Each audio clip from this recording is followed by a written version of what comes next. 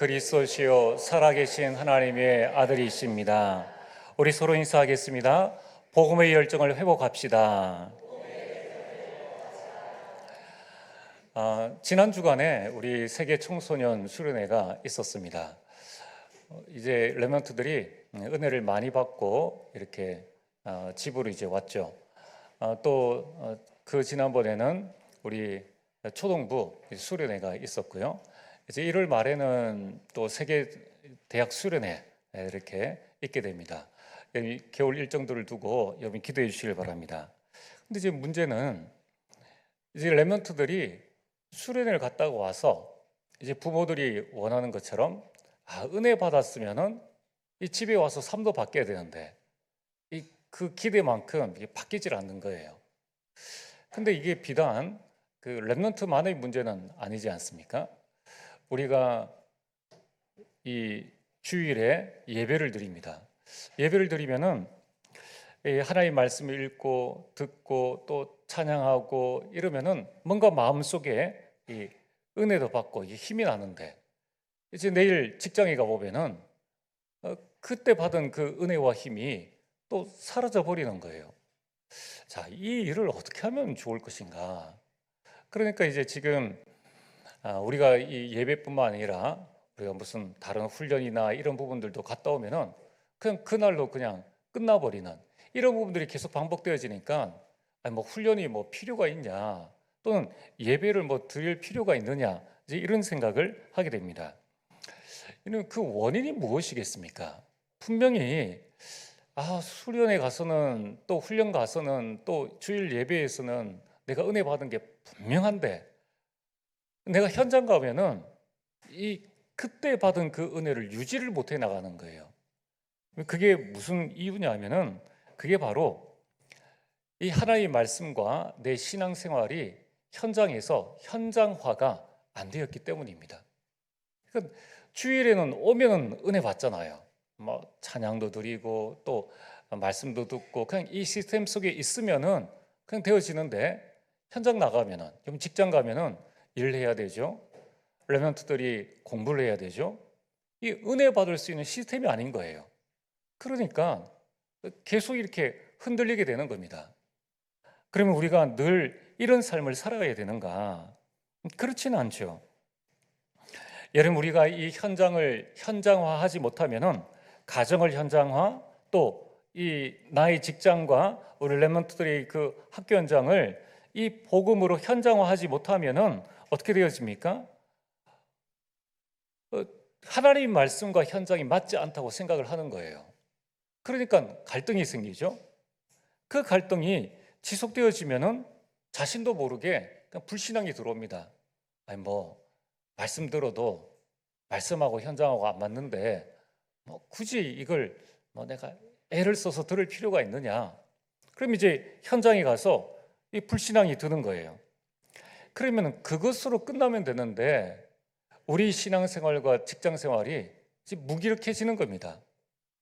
불신자들은 뭔가 끝나고 막 한바탕 뭐 자신의 스트레스를 해소하는 그런 것도 있고 산으로 들러 이제 갔다 와서 뭔가 새로운 기분을 하는데 우리는 주일에 말씀 딱 듣고 현장 딱 가니까 그냥 일개 직원이에요. 또 교회에서는 세계 살릴 주역이다라고 하는데 현장 가보면은 내가 할 수 있는 게 뭔가 없는 것 같은 거예요. 게다가 일은 많죠. 이렇게 되어지니까 신앙생활이 무력해지고 그로 말미암아 자신의 삶이 피폐해지고 황폐해진다는 겁니다. 하나님은 그런 걸 원치 않으신다는 거예요. 하나님은 여러분들을 현장 살리는 빛과 소금으로 우리를 부르셨습니다. 그래서 예수님께서 말씀하셨습니다. 뜻이 하늘에서 이루어진 것 같이 땅에서도 이루어지이다. 자, 이걸 두고 기도하라라고 말씀하셨습니다. 하늘에서 뜻이 이루어진 것처럼 내 현장에서도 하나님의 뜻이 이루어질 수 있도록 기도해라. 그리고 부활하신 예수님께서 40일 동안 감람산에서 하나님 나라의 일에 대해서 말씀하셨습니다. 아니 하나님 나라의 일이면 그냥 놔두면 되시지 왜 하나님 나라의 일을 굳이 부활하셔가지고 제자들에게 그것도 40일 동안 말씀하셨습니까? 그것은 내가 있는 이 땅 현장에 하나님의 나라가 임하도록 하라는 거예요. 그걸 보고 현장화라고 합니다. 여러분, 우리는 어떻게 하면 내 현장을 살릴 수 있습니까? 내 현장을 어떻게 하면 복음화할 수 있느냐는 거예요. 첫 번째는 영적 사실을 보아야 합니다. 여러분, 지금 성삼위 하나님은 여러분과 함께 하십니다. 성부 하나님은 말씀으로 함께 하시고, 성자 예수님은 그리스도로 함께 하시고, 성령 하나님은 능력으로 함께 하십니다. 창세기 39장 2절에 보면은 요셉은 이 영적 사실을 개인이 누렸습니다. 창세기 39장 2절에 보면 여호와께서 요셉과 함께 하심으로, 자, 이 영적 사실을 이 요셉은 자신이 보고 누렸다는 거예요. 아, 하나님께서 지금 나와 함께 하시는구나. 여러분들 현장에서 이 영적 사실, 눈에 보이지 않는 영적 사실을 보는 영안을 열게 되기를 주의 이름으로 축복합니다. 두 번째는 이 영적 사실을 현장화해야 한다는 것입니다. 여러분, 이 성삼위 하나님은 지금 여러분들이 현장, 그곳에 함께 하시고 여러분이 하는 모든 것에 함께 하시는 거예요. 요셉은 이것을 누렸습니다. 요셉은 임마누엘의 축복을 가지고 노예 현장을 하나님이 함께 하시는 현장으로 만들어 버렸는 거예요. 이 영적 사실을 노예 현장에서 현장화했다는 것입니다. 지금 요셉은 노예로 애굽에 끌려왔습니다. 지금 보디발의 그 집에는, 보디발은 군대 장관입니다. 그 당시 성경학자들에 의하면은 그 당시 보디발의 집에는 지금 2,000명에서 3,000명 되어지는 노예들이 와 있을 것이다 라고 추측하고 있습니다. 왜냐하면은 이 애굽이 전 세계를 지배했지 않습니까? 그래서 전 세계 2,000명이 넘는 노예들이 종살이하는 현장이에요. 그냥 손님으로 온 것도 아니고 여행국으로 온 것도 아닙니다. 그들에게는 원망과 분노와 불평, 속임수가 가득한 현장입니다. 노예되어져 왔으니까요. 그것도 끌려왔으니까. 쓸모없는 사람은 전쟁터에서 죽고 쓸만한 사람을 끌려왔는데 얼마나 마음에 원통함이 가득하겠습니까? 정말 그 현장은, 노예 현장은 나중심의 현장이에요. 내가 안 살면은 죽는 거예요. 생존을 위한 극도의 인본주의 현장입니다. 이 현장을 하나님 나라가 임하는 현장으로 요셉이 바꾸었다는 거예요. 자, 지금 여러분의 현장이 살벌하지 않습니까? 서로를 밟으려 그러고 서로를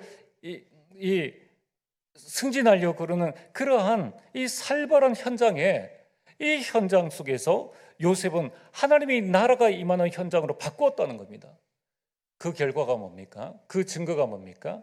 창세기 39장 5절에 여호와의 복이 보디발의 집과 밭에 있는 모든 소유에 임하였다는 거예요.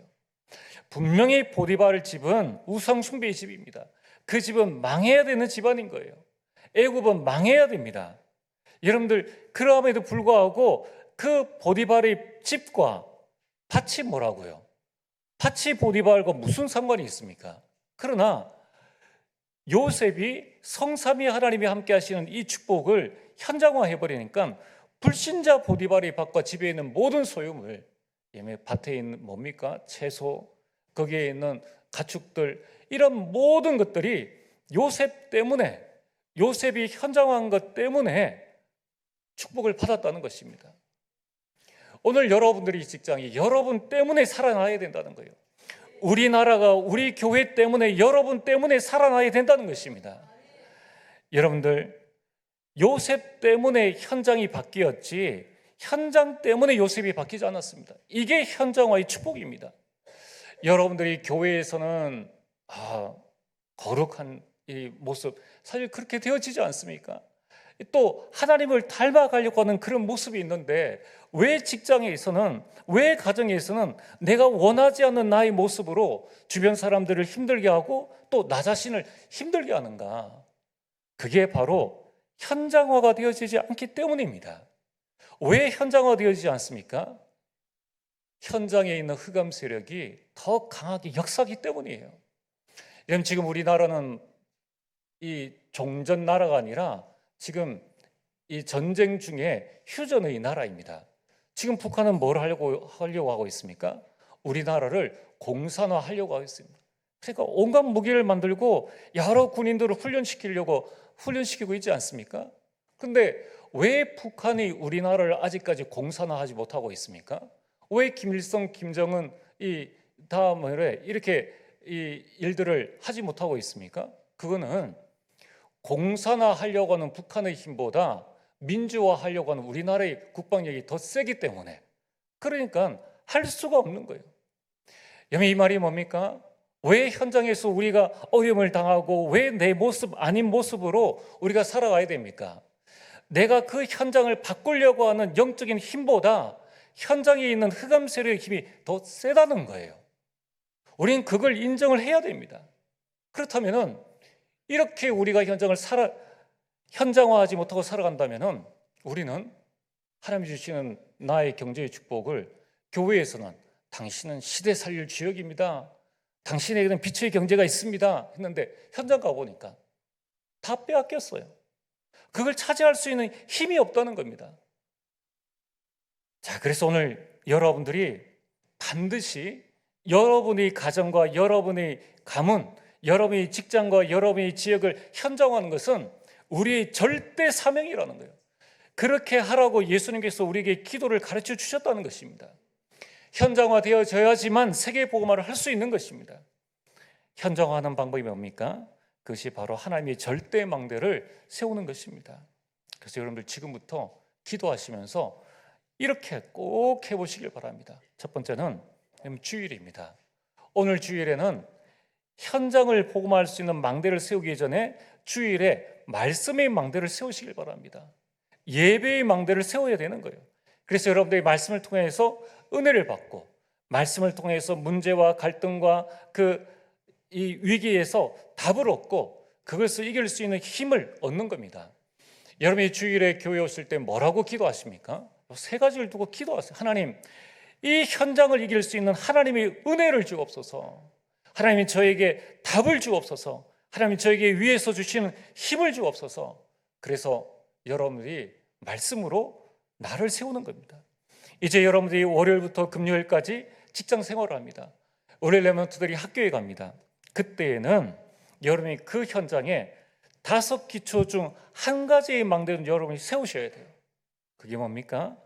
여러분, 나를 살리는 다락방이든 남을 살리든 만남의 축복을 누리는 팀사역이든 미션홈이든 전문교회든 지교회든 이걸 두고 여러분들이 본격적으로 기도하셔야 되는 거예요. 여러분의 직장과 학교와 가정과 지역에 이것을 세워야 됩니다. 이것을 세울 수 있도록 현장의 시간표를 여러분이 잘 보시고, 때로는 기다리시고 때로는 집중하시고 때로는 도전하셔야 되는 거예요. 2월에 또 설이 진행되어집니다. 여러분, 설을 어떻게 보내고 계십니까? 이 가정을 복음의 명문가문으로 만들기 위한 이 망대가 세워져 있습니까? 아니면 잠시 예배드리고 먹고 TV 보고 놀다가 그 2박 3일을 그냥 보내버립니까? 그러면은 그게 뭡니까? 내가 지금 이 가문을 복음화하려는 이 열정보다, 이 마음보다 그 가문이 이런 시스템이 더 커버리는 거예요. 그러면은 복음의 명문 가문을 만들 수가 없는 것입니다. 그래서 여러분이 이 5기초의 망대를 세우기 위해서 가장 먼저 여러분부터 먼저 현장에서 개인 말씀 운동을 시작하시길 바랍니다. 만약에 이게 안 되어지면은 여러분이 현장에서 개인 기도 정시부터 시작하시라는 거예요. 이러면 단 30초라도 하나님, 지금 이 시간은 내가 하나님 앞에 드리는 정시 기도의 시간입니다. 여러분, 고백하시고 신앙 고백하시고 믿음 고백하시고 기도하시길 바랍니다. 그리고 이제 금요일입니다. 금요일의 모든 일과를 다 마치고 여러분, 우리가 일주일에 한 번은 집중할 수 있는 시간이 있어야 됩니다. 여러분들의 문제, 갈등, 어려움을 가지고 세상으로 나가는 것이 아니고 여러분, 하나님께 나와야 된다는 거예요. 그래서 여러분이 금요 예배를 통해서 기도의 망대를 내 안에 세워야 된다는 거예요. 여러분, 이제 토요일입니다. 사람에 따라서는 토요일에 직장 생활 하시는 분도 계시고 또 토요일에 쉬는 분도 계십니다. 여러분이 형편에 따라서, 그러나 토요일의 주 목적은 뭡니까? 서밋의 망대를 내가 세우겠다. 오전엔 핵심 말씀으로 나를 영적 서밋으로 세우고, 오후에는 정말 내 자녀들 또 렘넌트를 서밋으로 세우시고, 저녁에는 여러분의 가족이 다 같이 모여서 가정 망대를 세워서 우리 가정과 가문을 서밋으로 세워나가는 그 시간을 매일매일 가지시는 겁니다. 그래서 여러분들이 이제 현장 속에서 실패하는 것이 아니라 현장을 살리는 증인으로 서게 되기를 주의 이름으로 축복합니다. 오늘 본론입니다. 오늘 말씀의 제목이 복음의 빚진 자입니다. 바울은 대단한 전도자지 않습니까? 대단한 선교사입니다. 바울이 한 업적, 그러면 그걸 남에게 자랑한다면은 여러분들 얼마든지 자랑할 수 있는 그런 사람입니다. 근데 바울은 자기 자신을 뭐라고 합니까? 나는 복음의 빚진 자다, 이렇게 말씀하고 있습니다.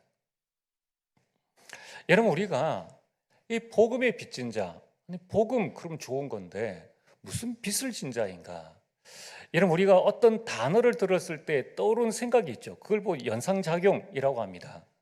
자, 여러분들 만약에 제주도 하면 어떤 생각이 떠오르십니까? 제주도, 신혼여행 같은 곳, 또 귤, 또 한라산, 여러 가지 생각이 떠오르지 않습니까? 그리고 이제 지금 겨울이지 않습니까? 자, 겨울 하면 뭐가 떠오릅니까? 눈, 여러 가지가 떠오르죠. 자, 여러분, 사과 하면 뭐가 떠오릅니까? 내 얼굴이 떠올라야죠. 여러분들 사과 같은 여러분 얼굴이지 않습니까? 여러분, 그럼 마지막으로 대구 하면 뭐가 떠오릅니까? 복음화, 이렇게 떠올려. 대구 복음화. 자, 그러면은 여러분들 바울에게 복음 하면 떠오르는 생각이 무엇이겠습니까? 여러분들은 복음 하면은 무슨 생각이 떠오르십니까? 저는 복음 하면 기쁘죠. 하나님께서 나를 구원하시고 내가 하나님의 자녀가 되어졌고 신분 권세를 가지고 이제 죽어선 영원한 천국에, 이 땅에선 천국의 축복을 누리는 정말 신나는 게 이 복음입니다. 그런데 과연 바울이 복음이라는 단어를 떠오를 때에 그에게는 어떤 생각이 들었겠습니까? 여러분과는 전혀 다른 생각이 들 수도 있습니다. 여러분, 지금 바울은 그리스도를 알게 돼서 너무 기뻐합니다. 그래서 항상 기뻐하라고 말씀하지 않습니까? 이런 기쁨도 있지만은 바울의 깊은 내면의 복음 하면 떠오르는 생각은 두 단어입니다. 스데반, 다메섹. 자, 어떤 사람이 고시 공부를 했습니다. 어렵게 힘들게 고시 공부를 해서 합격해서 판사가 되었습니다. 이제 가족과 그 기쁨을 막 나누죠. 축하한다는 전화도 많이 받습니다. 이제 저녁이 되어지면은 이제 여러 사람이 축하가 이제 끊어지고 이제 혼자 있게 됩니다. 그러면요, 그 깊은 내면에는 그 합격했다는 그 기쁨과 함께 또 다른 것이 오버랩되어지죠. 같이 이제 겹쳐옵니다. 어떤 생각이 겹쳐옵니까? 날 위해 고생하신 부모님, 논밭을 다 팔아서 뒷바라지 주신 그 일이 이제 떠오르는 것이죠. 그리고 없는 살림에 고생한 아내, 또 함께 해주지 못한 아이들에 대한 미안한 마음이 교차되어져서 기쁜데 북받쳐 오르는 그런 감정들이 있다는 것입니다. 바울에게는 이 복음이 우리가 말하는 것은 그래, 복음 받아서 나는 너무 기뻐라는 것보다 바울은 더 깊은 마음의 내면의 생각이 뭐냐면은 내가 스데반 죽이는 일에 앞장섰고 증인이 되었지 않느냐. 내가 지금 다메섹의 교회를 참멸하기 위해서 예수 믿는 모든 자들을 잡으러 가기 위해서 내가 가는 그 길에 예수님을 만났다는 이러한 부분들이 떠오른다는 것입니다. 그래서 바울은 이 복음이라고 이야기했을 때에 디모데전서 1장 13절에 내가 전에는 비방자요, 박해자요, 폭행자였다고 자신을 고백하고 있습니다. 그러면서 여기에 대해서 디모데전서 1장 15절에는 나는 죄인 중에 괴수다. 괴수가 뭡니까? 우두머리다. 나는 많은 죄인들 중에 우두머리 역할을 할 만큼 나는 심각한 죄를 지은 자이다 라고 그는 머릿속에 그 생각이 떠오른다는 거예요. 그런데 하나님께서 그런 바울을 부르셨다는 것입니다. 복음 전하는 자로 부르셨습니다. 예수 그리스도의 종으로 삼으셨습니다. 그래서 디모데전서 1장 16절에는 이렇게 말씀하고 있습니다. 내가 이 긍휼을 입은 까닭은 예수 그리스도께서 내게 먼저 일체 오래 참으심을 보이사 후에 주를 믿어 영생 얻는 자들에게 본이 되게 하려 하심이라. 얼마나 부끄럽겠습니까? 내가 지금 예수 믿는, 잘 믿는 스데반을 죽였는데 예수 믿는 자의 본으로 하나님께서 나를 세우셨다. 너무나 감사한 일이죠. 그러나 뭐라 말할 수 없는 그 마음의 감정들이 올라온다는 거예요. 내가 지금 한두 사람도 아니고 예수 믿는 사람들을 완전히 그 씨를 잔멸하기 위해서 사람들을 잡아다가 감옥에 가둔 그거를 하나님께서는 본이 되게 하신다. 이게 있을 수 있는 일입니까? 예수 죽인 사람을 강단에 세워가지고 목사로 세운다고 했을 때에 누가 와서 그 설교를 듣는단 말입니까? 아니, 하나님께서 지금 이 일을 하신다고 하지 않습니까? 그러니까 바울이 복음이라고 이야기했을 때에는, 그 단어를 이야기할 때에는 마냥 기쁜 것만은 아니에요. 바울의 마음속에는 무언가 해결하지 못한 그 안타까움들이 있었다는 것입니다. 그래서 바울은 복음을 생각할 때에 그 하나님의 사랑의, 그 복음의 그 넓이와 길이, 높이와 깊이를 측량할 수 없다. 어찌 죄인된 나를 부르셔서 하나님께서 이렇게 사용하시는가? 너무나 기쁘지만은 그 하나님의 사랑의 깊이를 내가 측량할 수 없구나. 그래서 바울에게 복음은 뭡니까? 첫 번째로 갚을 수 없는 빚이에요. 어떻게 이 빚을 다 갚을 수 있겠습니까? 도대체 복음이 무엇이길래 갚을 수 없는 빚이라고 지금 바울은 말하고 있습니까? 바울이 깨달은 복음은 무엇입니까? 이걸 바울은 로마서를 통해서 구구절절히 로마에 있는 지금 성도들에게 전달하고 있는 것입니다. 그 중에 몇 가지를 말씀드리면 복음이 뭡니까? 로마서 3장 23절에 모든 사람입니다. 한 사람도 빠짐없이 죄를 지었습니다. 6장 23절에 그 죄의 값, 삭슨, 사망입니다. 그런데 로마서 5장 8절에 우리가 아직 죄인 되었을 때, 내가 무언가 그 사망에서 벗어날 수 있는 어떤 일을, 선한 일을 내가 노력을 하지도 않은 죄인 되었을 때에 그리스도께서 나를 위해서 죽으셨다는 거예요. 원래 내가 죽어야 하는데 그리스도께서 대신 죽으신 것입니다. 여러분, 이 빚을 어떻게 갚을 수 있겠느냐는 거예요. 내가 좀 선해서, 여러분, 우리가 자녀를 위해서 내 목숨을, 강에 빠진 자녀를 위해서 내가 살리기 위해서 들어갈 수는 있지 않습니까? 그런데 지금 10명을 죽인 저 사형수를 위해서 내가 대신 사형을 당해주겠다. 누가 그런 미친 짓을 하겠느냐는 거예요. 누가 그 일을 하겠느냐는 거예요.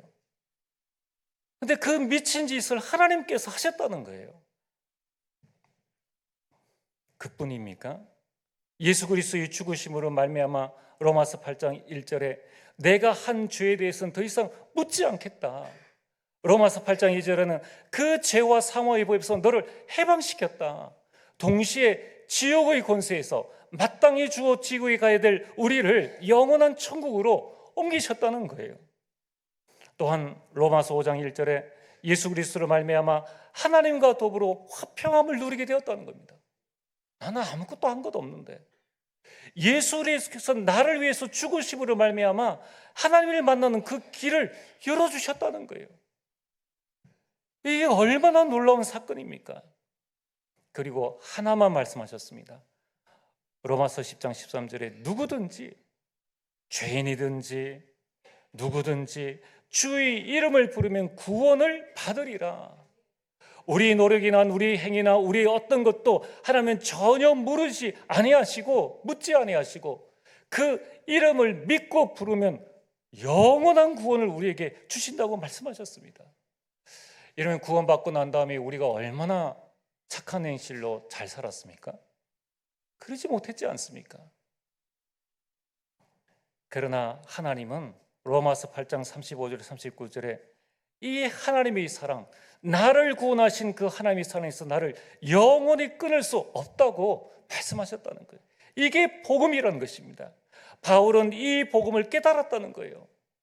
그래도 무언가 조금 의로운 일을 하고 깨달았다면 그래, 내가 복음을 깨달을 만하지 이렇게 생각할 수 있는데, 열심히 있는 스데반을 돌로 쳐 죽이는 일에 앞장섰고 예수 믿는 사람과 그 가정과 그 자녀들을 잡아가지고 감옥에 가두는 그 일을 한 바울이 하나님이 끊을 수 없는 그 사랑을, 그 복음을 받았을 때 그 감격이 어떠했겠느냐는 거예요. 그래서 바울은 사도행전 20장 24절에 내가 이 은혜의 복음을 증거하는 일을 마치려 하면, 이 복음이 내 행위에서 나온 것이 아니기 때문에, 은혜의 복음이기 때문에 이 복음을 증거하는 일을 마치려 하면은 내 생명조차 귀한 것으로 여기지 아니하노라. 여러분, 우리는 이 복음을 받은 자들입니다. 우리는 하나님의 무한한 사랑과 예수 그리스도의 십자가로 영원한 축복을 받았습니다. 여러분, 이것을 무엇으로 갚을 수 있겠습니까? 얼마나 드려야 이 빚을 갚을 수 있겠습니까? 100년도 못 사는 이 생에 우리가 몇 시간을 헌신하고 봉사하면 갚을 수 있겠습니까? 내가 한 일로 여러분 이 빚을 갚을 수 있겠습니까? 여러분, 우리가 교회에 많은 헌신과 많은 일을 하시지 않습니까?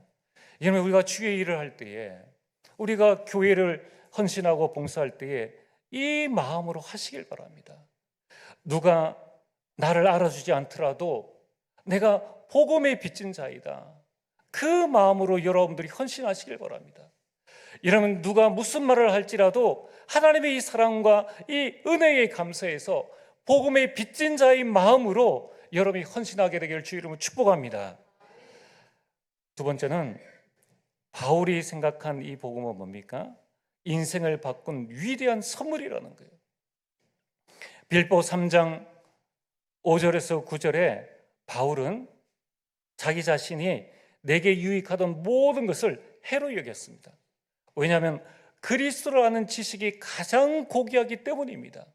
바울은 자신이 가지고 있었던 지식 때문에 예수님 믿는 자를 핍박했다는 것입니다. 그래서 그는 자신이 가지고 있는 모든 것을 해로 여겼다는 것입니다. 또한 그는 자신이 가진 모든 것을 배설물로 여겼습니다. 여러분, 우리가 음식을 먹고 배설해야 그 다음에 또 필요한 음식을 먹고 힘을 얻을 수 있습니다. 왜 바울은 자신이 가진 모든 것을 배설물로 여겼습니까?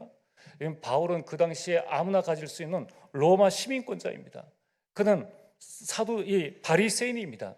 그는 어마어마한 권력을 가지고 있습니다. 근데 그 모든 것을 배설물처럼 버렸습니다. 그리스도를 얻기 위함이라는 것입니다. 그리스도 안에 있는 그 의를 얻기 위함이라는 거예요. 여러분, 우리가 천국 갈 때 우리 인생에 필요한 것이 무엇이 있습니까? 여러분, 가져갈 것 아무것도 없습니다. 가지고 가본들 여러분 먼지 하나만도 못한 그 물건이 되어지는 겁니다. 바울은 이 땅에서 가장 위대한 선물이 무엇인가? 내 인생을 바꾼 것이 바로 이 복음이구나, 인생 최고의 선물이 그리스도요 이 복음이구나 하는 것을 깨달았다는 것입니다. 이런 바울의 고백이 여러분들의 고백이 되어지기를 주 이름으로 축복합니다. 그래서 바울은 그리스도를 알았기 때문에 인생에 대한 자세가 완전히 달라졌습니다. 바울은 모든 일에 하나님께 감사했습니다. 바울에게 좋은 일만 있었습니까? 바울은 복음 때문에 매질을 당하고 강도의 위험과 강의 위험과 추위의 위험과 온갖 생명의 큰 위험을 당했음에도 불구하고 그는 모든 일에 하나님께 감사했다는 것입니다. 심지어는 복음 때문에 감옥 간 그 일에 대해서도 감사했고 자신을 비방하는 것에 대해서도 하나님 앞에 감사했다는 것입니다. 골로새 3장 17절에 무엇을 하든지 말에나 일에나 다 주 예수의 이름으로 하고 그를 힘입어 하나님 아버지께 감사하라. 여러분들이 무엇을 하든지 말이든지 일이든지 하나님께 감사하게 되기를 주 이름으로 축복합니다. 데살로니가서 5장 18절에는 범사에 감사하라. 이것이 그리스도 예수 안에서 너희를 향하신 하나님의 뜻이니라. 그리고 모든 일을 하나님 앞에서 행했습니다. 9절에 하나님이 나의 증인이 되시거니와, 하나님 앞에서 바울은 모든 일을 했다는 것입니다. 디모데후서 4장 1절에 하나님 앞과 살아있는 자와 죽은 자를 심판하실 그리스도 예수 앞에서 바울의 삶은 언제나 코람되어입니다. 남이 본다고 해서 잘하고 남이 보지 않는다고 해서 이 게으르게 하는 그런 사람이 아니라 하나님 앞에서 그는 모든 일을 행했다는 것입니다. 여러분, 이건 비단 바울뿐만 아니라 초대의 교회 사도들 역시 하나님 앞에서 모든 일을 행했습니다. 사도행전 4장 19절에서 20절에 종교법정 앞에 선 이 베드로와 요한이 이렇게 고백하고 있습니다. 하나님 앞에서 너희의 말을 듣는 것이 하나님의 말씀을 듣는 것보다 옳은가 판단하라. 우리는 보고 들은 것을 말하지 아니할 수 없다.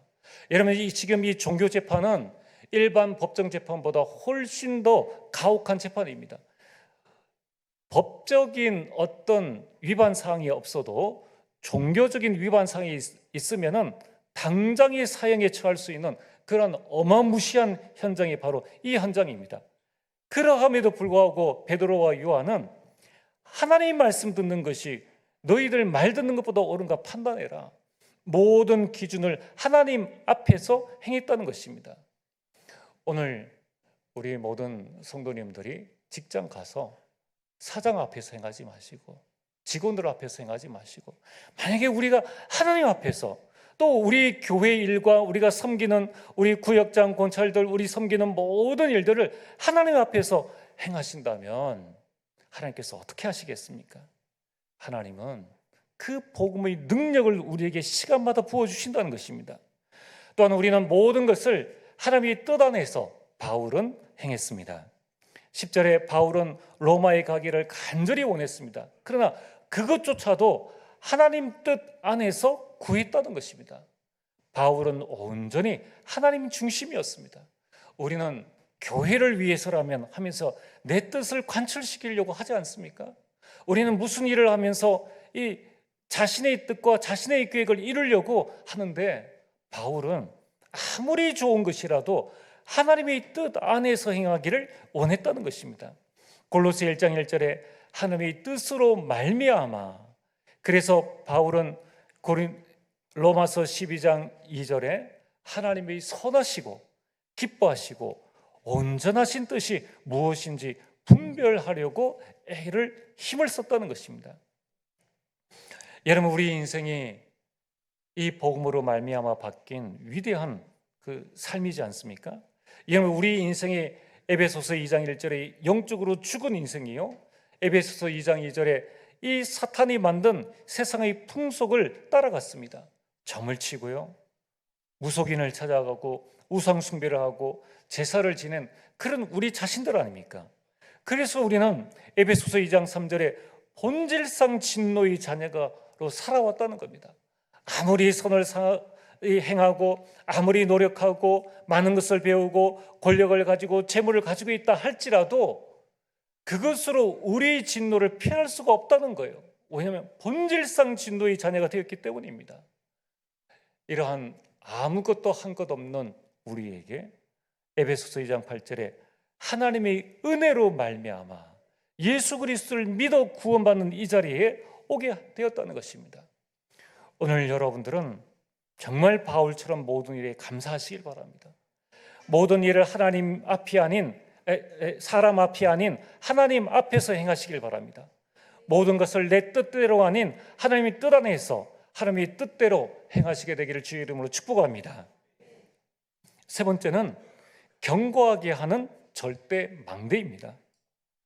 오늘 11절에 바울이 로마에 가려고 하는 이유는 로마 교회 성도들을 경고하게 하려 함이라는 것입니다.